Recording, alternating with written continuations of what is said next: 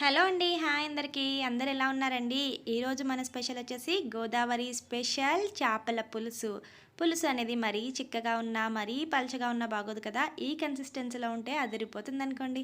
దానికోసం మనం ముందుగా 1 కేజీ ఫిష్ అయితే తీసుకున్నామండి. ఫిష్‌లో పెరుగు ఇంకా నిమ్మరసం వేసుకొని ఒక 5 మినిట్స్ అలా ఉంచేసుకున్న తర్వాత శుభ్రంగా కడుక్కోవాలి. దీంట్లో కొద్దిగా పసుపు, ఒక 2 స్పూన్ల వరకు కల్లుప్పు యాడ్ చేసుకొని బాగా కుదుపుకుంటున్నాను. ఇప్పుడు దీంట్లో ఒక 3-4 స్పూన్స్ దాకా కారం అయితే యాడ్ చేసుకోవాలి. కారం అంతా కూడా ముక్కలకి బాగా పట్టాలండి. అందుకోసం ఈ విధంగా కుదుపుకుంటూ ఫిష్ ముక్కలకు బాగా పట్టేలాగా కారాన్ని, ఉప్పుని యాడ్ చేసుకోండి. కర్రీలో మనకి ఉప్పు, కారం మరియు పులుపు ఈ 3 కూడా ఎక్కువగా పడతాయి. 3 సరిపోతేనే కరెక్ట్‌గా సరిపోతేనే ఫిష్ కర్రీ అనేది టేస్టీగా వస్తుంది కదా! కర్రీ చేసుకునే ముందు ఒకసారి వీడియోకి లైక్ చేసేయండి. మీరు లైక్ చేయడం వల్ల వీడియో మరికొంతమందికి రికమెండ్ చేయబడుతుంది. ఇప్పుడు ఒక పెద్ద నిమ్మకాయ సైజ్ అంతా చింతపండుని తీసుకుని కొద్దిగా వాటర్ యాడ్ చేసుకుని ఒక పక్కన పెట్టేసుకోండి. నానుతుంది. ఈ కర్రీ కోసం నేను 3 ఉల్లిపాయలు, 3 పచ్చిమిరపకాయలు, అదేవిధంగా హాఫ్ స్పూన్ జీలకర్ర, హాఫ్ స్పూన్ మెంతులు, ఒక లవంగం, ఒక దాల్చిన చెక్క, ఒక స్పూన్ గసగసాలు తీసుకుని లైట్‌గా ఫ్రై చేసుకుని పౌడర్ చేసుకున్నాను. ఈ పౌడర్‌లోనే నేను 1 ½ స్పూన్ వరకు ధనియాలు కూడా యాడ్ చేశానండి. ధనియా పౌడర్.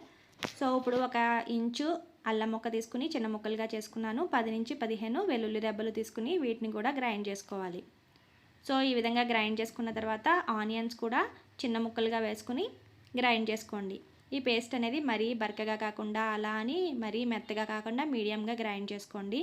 ఈ విధమైన కన్సిస్టెన్సీలో గ్రైండ్ చేసుకుంటే సరిపోతుంది. ఇప్పుడు ఒక బాండీ పెట్టుకుని ఆ బాండీలో ఆయిల్ వేసుకోండి. ఇక్కడ నేను వేరుశనగ ఆయిల్ యూజ్ చేస్తున్నాను. ఆయిల్ కొంచెం ఎక్కువే పడుతుందండి ఫిష్ కర్రీకి. సో, ఆయిల్ వేడెక్కిన తర్వాత ఈ విధంగా పేస్ట్ని అయితే యాడ్ చేసుకుని దాంట్లో కొద్దిగా పసుపు, కొద్దిగా ఉప్పు యాడ్ చేసుకుని బాగా ఫ్రై చేసుకోవాలి. సో, మనకి బ్రౌన్ కలర్ వచ్చే వరకు కూడా ఆనియన్స్ ఫ్రై చేసుకుంటూ ఉండాలన్నమాట. మూత పెట్టుకుని ఫ్రై చేసుకోండి. ఆనియన్స్ ఎంతవరకు ఫ్రై అవ్వాలంటే ఆయిల్ అనేది బయటకు వచ్చేయాలన్నమాట.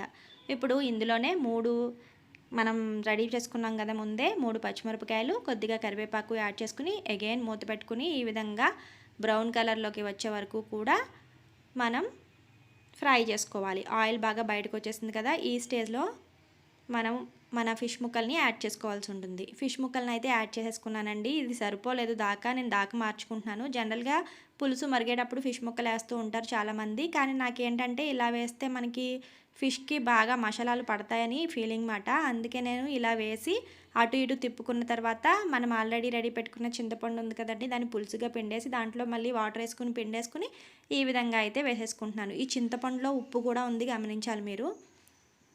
నేను మొత్తం 3 స్పూన్స్ ఉప్పు వేసానండి. 4 స్పూన్స్ కారం వేసాను. అదేవిధంగా కొద్దిగా వాటర్ కూడా యాడ్ చేసుకుంటున్నాను.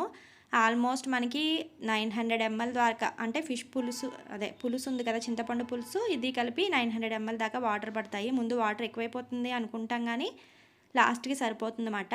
సో, ఈ విధంగా ముక్కలు ములిగేటట్టు వాటర్ వేసుకుని హై ఫ్లేమ్‌లోనే ఒక 10-15 మినిట్స్ అనేవి ఉడికించండి. ఈ విధంగా ఆయిల్ తేరిపోతుంది బయటికి.